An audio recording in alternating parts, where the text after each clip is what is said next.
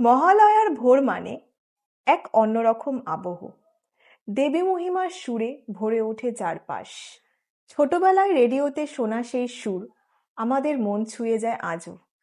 আমি চৈতালি। আজ আমরা গল্প করব মহিষাসুর মর্দিনীর কিছু টুকরো ঘটনাকে নিয়ে।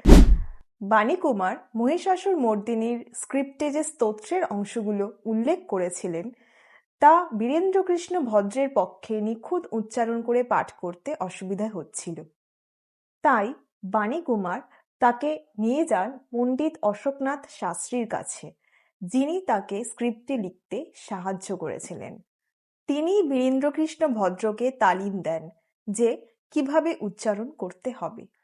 পরে বাণী কুমার যদিও স্ক্রিপ্টের অনেকটা সংস্কৃত অংশ পাল্টে বাংলায় অনুবাদ করেছিলেন, যাতে বীরেন্দ্রকৃষ্ণ ভদ্রের উচ্চারণ বা পাঠ করতে অসুবিধে না হয়।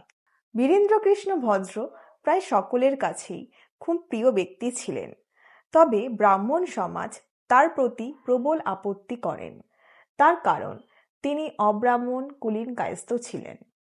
অনেকেই ভেবেছিলেন বীরেন্দ্রকৃষ্ণ ভদ্র আদেও কাজটি করতে পারবেন কিনা। তবে সেই সময়ে ঢাল হয়ে দাঁড়ান বেতারের ডিরেক্টর নৃপেন মজুমদার। তিনি সবাইকে চুপ করিয়ে দেন।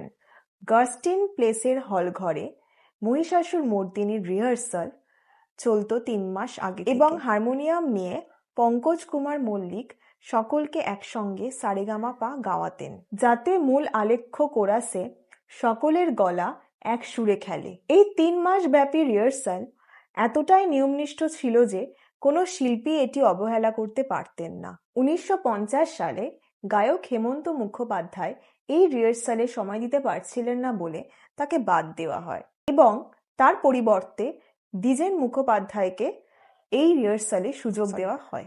তখন মহিষাসুর মর্দিনীর জনপ্রিয়তা আকাশছোঁয়া। আস্তে আস্তে সব শিল্পীদের ব্যস্ততা বাড়ছে। বাণী কুমার বুঝতে পেরেছিলেন যে এমন একটি সময় আসবে যখন মহিষাসুর মর্দিনীকে রেকর্ডবন্দি করতে হবে। তাই সব বুঝে তিনি পঙ্কজ কুমার মল্লিককে নিয়ে মহিষাসুর মর্দিনীর একটি নতুন স্ক্রিপ্ট তৈরি করতে শুরু করেন।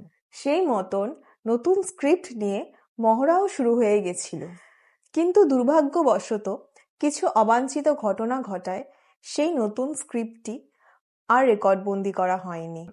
এর পরবর্তী পর্ব শীঘ্রই আসছে। এরম আরও গল্প জানতে আমাদের পেজ বাংলার বাউন্ডুলেকে অবশ্যই ফলো করুন এবং কমেন্ট করতে যেন ভুলবেন না।